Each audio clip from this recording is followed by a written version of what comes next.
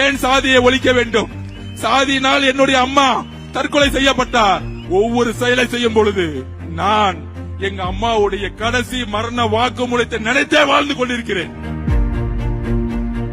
ஆதவர்ஜுனா யார்? நான் இன்றைக்கு பதிவு பண்றேன். 5 வயதில் என்னுடைய குடும்பம் ஒரு காவல்துறை குடும்பம். என்னுடைய தாத்தா ஒரு போலீஸ் ஆபீசர். 2 பெண்கள். ஒன்னு திலகவதி IPS, தமிழ்நாட்டின் முதல் காவல்துறை அதிகாரி என்னுடைய பெரியம்மா. போலீஸ் குடும்பத்தில் வளர்ந்தவன் நானு. இன்னொரு தங்கை எங்களுடைய அம்மா. படித்து கனவால் ஜெயிக்கணும்னு நினைச்சாங்க. ஆனா என்னுடைய பாட்டி, எங்களுடைய அம்மாவுடைய அம்மா, இல்ல ஒரே காஸ்ட்ல நீ மேரேஜ் பண்ணு, போய் கல்யாணம் பண்ணு அப்படின்னு சொல்லும் போது அவங்களுடைய கனவுகளை தூக்கி எறிந்து கல்யாணம் பண்ணி வச்சாங்க.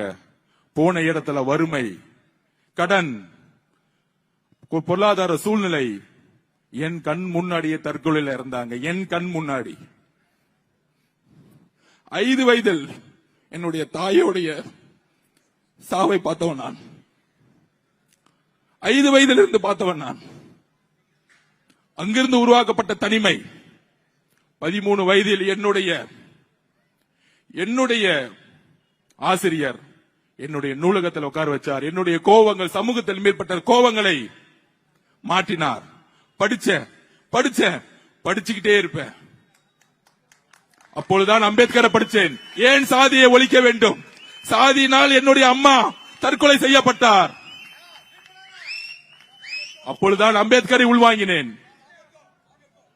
பெரியாரை உள்வாங்கினேன். எப்பொழுது? என்னுடைய 14 வயதில். 15 வயதில் நான் படித்தது இன்ஜினியரிங் அல்ல, ஸ்போர்ட்ஸ் கோட்டால என்னுடைய சொந்த முயற்சியில் மேடம் ஜெயலலிதா அவர்கள் உருவாக்கப்பட்ட CM சீஃப் மினிஸ்டர் ஸ்காலர்ஷிப்ல தமிழ்நாட்டில் 3 பேர்ல ஒரு ஆளா சென்னையோட ஸ்போர்ட்ஸ் ஹாஸ்டல்ல எனக்கான கல்வியை நானே உருவாக்கியவன். நான் ஏழைதான், ஆனால் வேலை தெரிந்தவன். பொலிட்டிக்கல் சயின்ஸ் 15 வயசுல படிச்சேன். பல்வேறு துறைகளை வேலை செஞ்சேன். எனக்கு வறுமைதான்.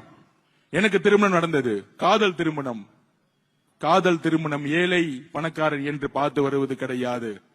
ஆனால் நான் ஏழையாக இருந்ததால் அந்த திருமணமும் இன்றைக்கு வரைக்கும் விமர்சனம் செய்யப்படுகிறது.